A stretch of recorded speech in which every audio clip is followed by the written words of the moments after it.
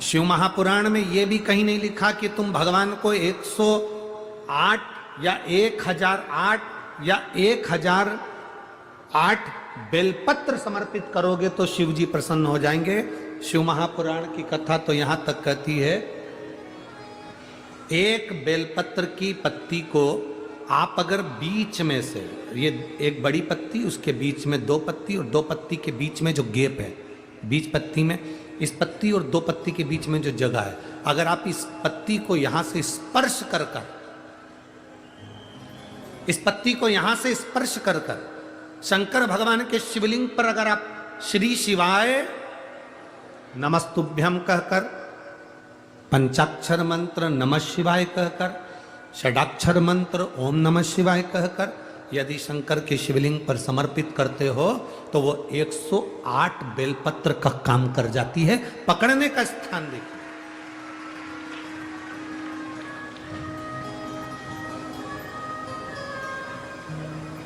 ये स्थान की बड़ी मूलता है, जो ये बड़ा मूल माना गया।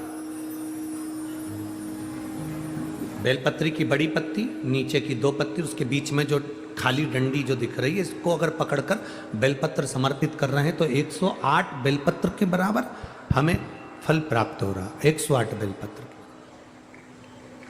और समझिएगा, आपके पास में ना पीला चंदन है, ना लाल चंदन है, ना अक्षत है, ना पुष्प है, ना कोई सामग्री है, ना दिया है लगाने के लिए। शंकर जी के मंदिर में लोटा भर के जल लेकर गए हो, आज तुम्हारे पास में हो सकता है जल भी नहीं है, लोटा भी नहीं है, तो जिस शंकर जी का दर्शन करने गए हो उन्हीं की बेलपत्र को उठाओ और बेलपत्र को उठाने के बाद पहले अपने हथेली पर रखो, अपना हाथ रखकर बाबा से प्रार्थना कर कर बेलपत्री की मध्य पत्री, आगे वाली पत्ती को पकड़कर अगर वो बेलपत्र हम शिव जी को समर्पित करते हैं तो हमारा पीला चंदन, लाल चंदन, दिया सब बाबा को समर्पित हो जाता है उस बेलपत्री में। एक बेलपत्री का सुख हमारे जीवन का एक आनंद दे देता है। हम तो यहां तक कहेंगे, अगर कभी जिंदगी में तुम्हें लगे कि गुरुजी मेरा पैसा फंस गया नहीं मिल रहा है, या मेरा पैसा अटक गया नहीं मिल रहा है, या मेरा घर में धन नहीं है, बहुत तकलीफ की जिंदगी चल रही है, आप ये बेलपत्री का जो 2 पत्ती है ना, ये 2 पत्ती इस जगह से पकड़कर, आपको लग रहा है कि पैसा नहीं है, काम बहुत बड़ा अड़ा है, बेटे की शादी, बेटी की शादी, या मकान या दुकान, कोई काम अड़ गया, ये 2 बेलपत्री की पत्तियों को पकड़कर अपनी कामना कर कर शिव जी को समर्पित करो और 1 लोटा जल बाबा को चढ़ाना प्रारंभ करो। 20 से 22 दिन इंतजार करना, मेरा बाबा हाथ पकड़कर कुबेर भंडारी भंडार जरूर भरेगा।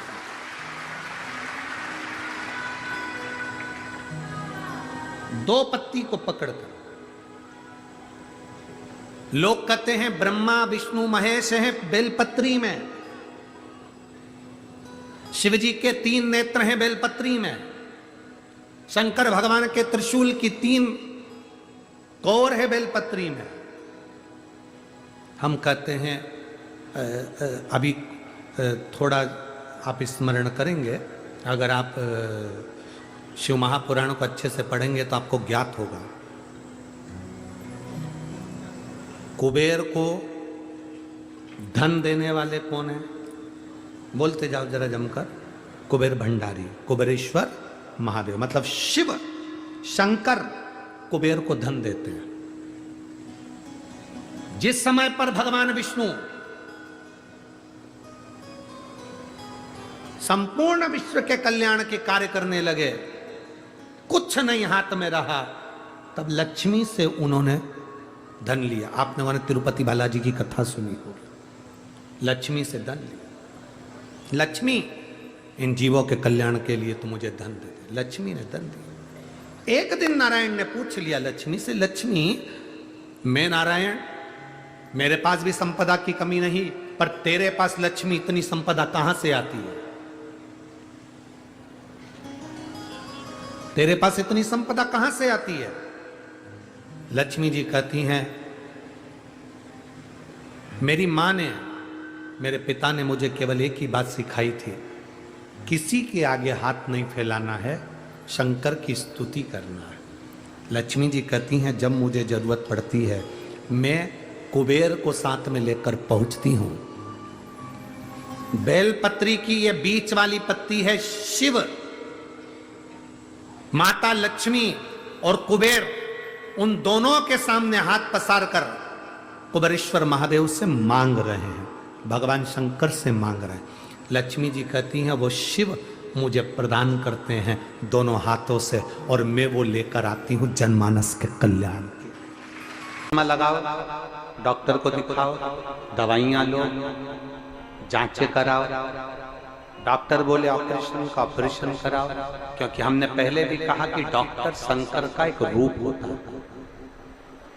हमने पहले भी कहा कि डॉक्टर शिव का एक रूप होता है। आप जांच कराइए, आप डॉक्टर को दिखाइए।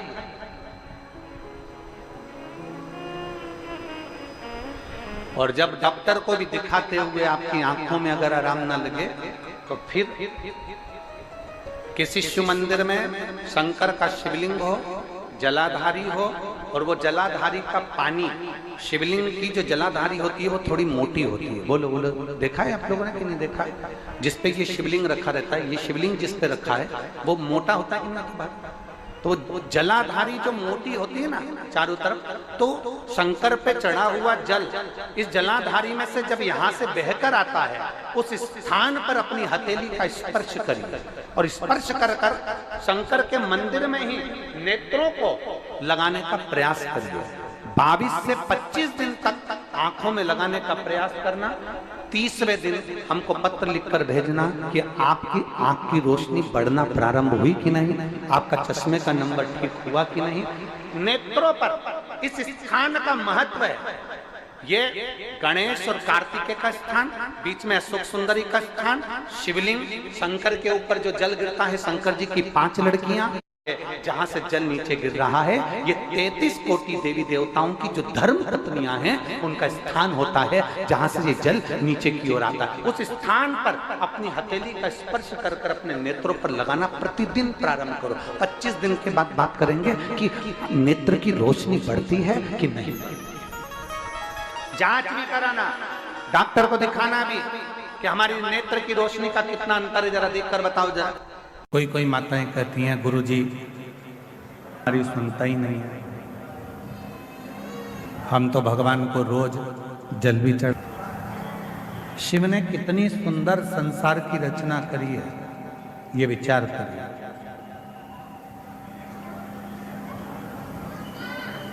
शंकर भगवान ने जो सृष्टि की रचना करी, शिव जी ने जो सृष्टि का निर्माण किया, वो कितना सुंदर करा।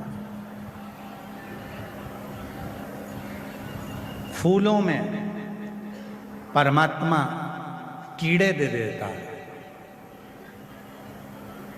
देखिए उस परमात्मा की लीला कितनी विचित्र है कि फूलों में परमात्मा कीड़े दे देता है और पत्थर में परमात्मा हीरे दे देता है। ये उस परमात्मा की कृपा, ये उस परमात्मा की दया है।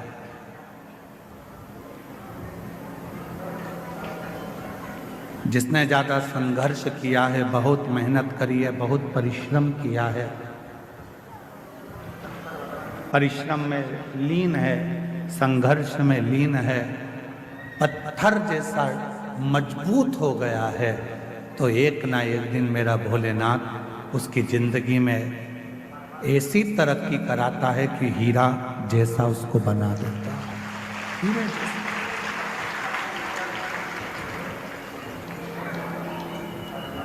बस उसके लिए एक सबसे बड़ी बात है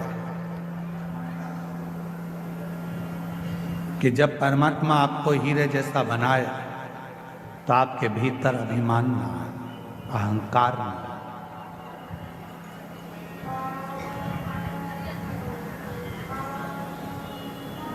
आपके भोजन करने से, अगर आपके भोजन से किसी के मुख में पानी आ रहा है तो आपका भोजन करना बेकार है।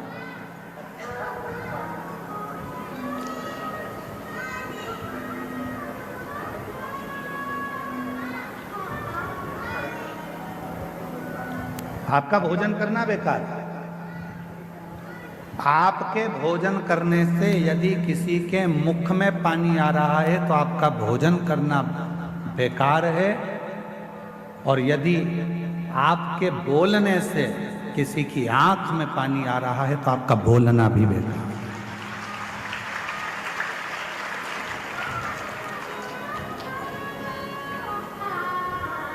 भोजन करते समय भोजन की थाली में जो पकवान है उस पकवान को देखकर अगर किसी के मुख में पानी आ गया तो आपका जो भोजन आप ग्रहण कर रहे हो वो आपके शरीर को नहीं लगता, वो आपके शरीर को नहीं लगता।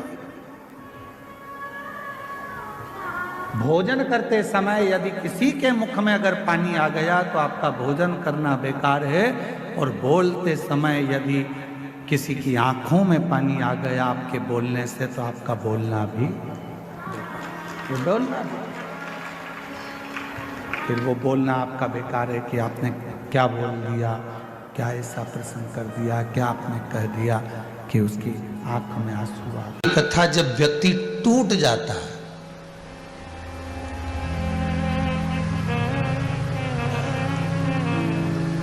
हर तरह से जब वो हताश हो जाता है, टूट जाता है, फिर उसके पास में कोई साधन जब उसे नजर नहीं आता तब गुरु के शब्द याद आते।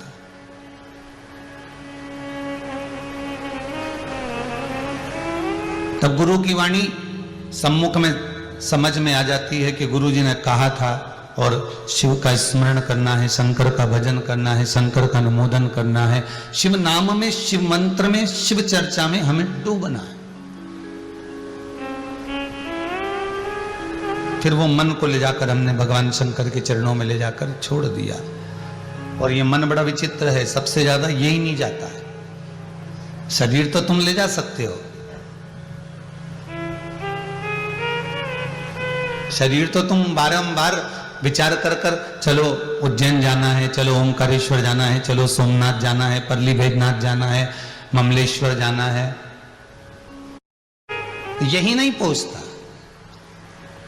और इसके लिए अथक प्रयास कर दिया जाता है, बहुत बहुत प्रयास किया जाता है, तो भी मन वहां तक पहुंच नहीं पाता।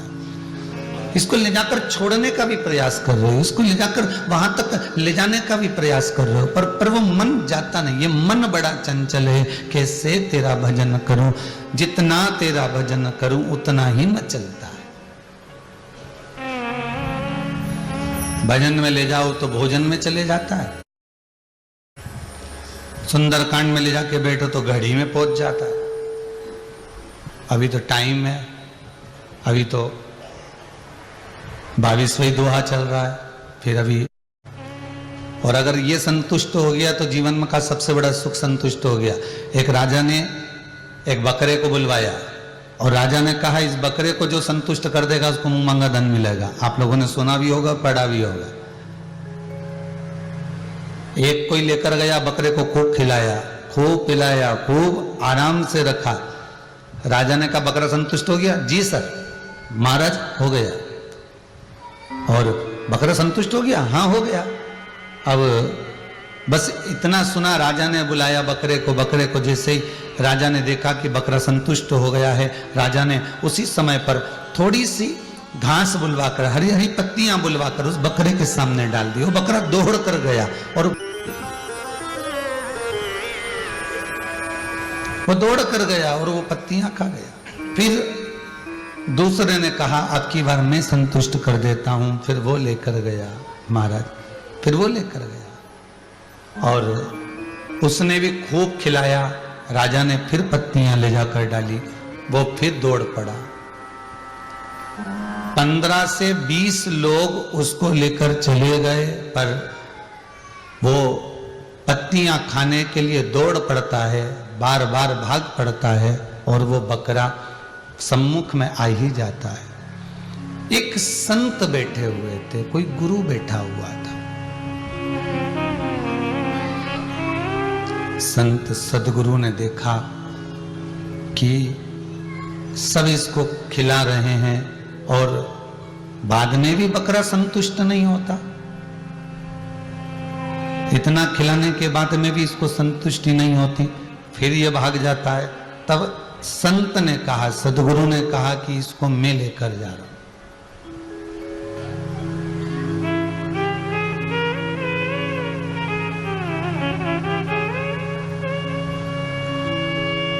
संत ले गए उसको, खूब खिलाया दिन भर। शाम का समय था। संत ने फिर 2 घंटे का गैप करा, रोका, फिर पत्तियां दी, वो फिर खाने आ गया। संत ने उठाया डंडा और एक उसके मुंह पे रख कर दिया। फिर पत्ती डाली, बकरा फिर दौड़ कर आया। संत ने फिर डंडा दी, फिर पत्ती डाली, बकरा फिर दौड़ कर आया। संत ने फिर डंडा दिया। संत ने फिर पत्ती डाली, बकरा दौड़ कर आया। अब की बार बकरे को लगा खाऊंगा और डंडा पड़ेगा, नहीं खाया। अब राजा के पास में बकरे को लेकर गया, महाराज मैंने इसको संतुष्ट कर दिया है, आप देख लीजिए ये संतुष्ट हो चुका है, संतुष्ट हो गया। हाँ आप देख लीजिए। राजा ने हरी हरी दूबा बुलवाई, पत्तियां बुलवाई, बकरे को दी, बकरा दौड़ कर आया। भागता भागता आया और खाने ही वाला था, इतने में उसको याद आया कि खाऊंगा और डंडा पड़ेगा। बकरा वापिस चले गए। राजा ने संत के चरण पकड़ लिए, गुरुवर ये बताओ कि इस बकरे को तुमने संतुष्ट कैसे कर दिया? संत कहते हैं ये संतुष्ट कभी नहीं हो सकता था।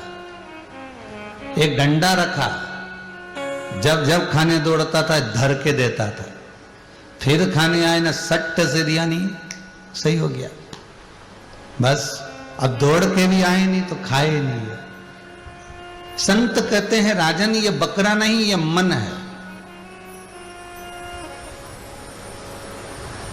ये दौड़ दौड़ कर जाता है। इस मन पर यदि शिव महापुराण का डंडा पड़ते रहे तो ये मन भी सीधा चलता रहेगा, फिर आसक्ति में नहीं डूबेगा, फिर काम में, लोभ में, वासनाओं में, तृष्णा में, आसक्ति में, कहीं मोह में, कहीं किसी चीज में ये बकरा फिर जाता नहीं है, ये बकरा फिर पहुंचता नहीं।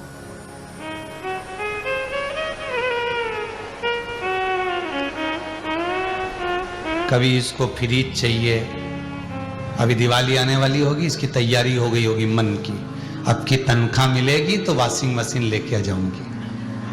शिव साधना का जो सर्वप्रथम फल है वो नेत्रों को प्राप्त हो। इसलिए जो श्री शिवाय नमस्तुभ्यम जपता है, पंचाक्षर मंत्र नमः शिवाय जपता है, या षडाक्षर मंत्र ओम नमः शिवाय जपता है, या शिवजी के मंदिर में जाकर 1 लोटा जल चढ़ाता है, श्री शिवाय नमस्तुभ्यम का उच्चारण जो दिन भर में कम से कम 11 बार 21 बार भी अपनी जिह्वा से कर लेता है, तो कहा उसके नेत्र सिद्ध होते चले जाते हैं, उसकी दृष्टि पड़ने से भी जीव का कल्याण हो जाता है। मात्र दृष्टि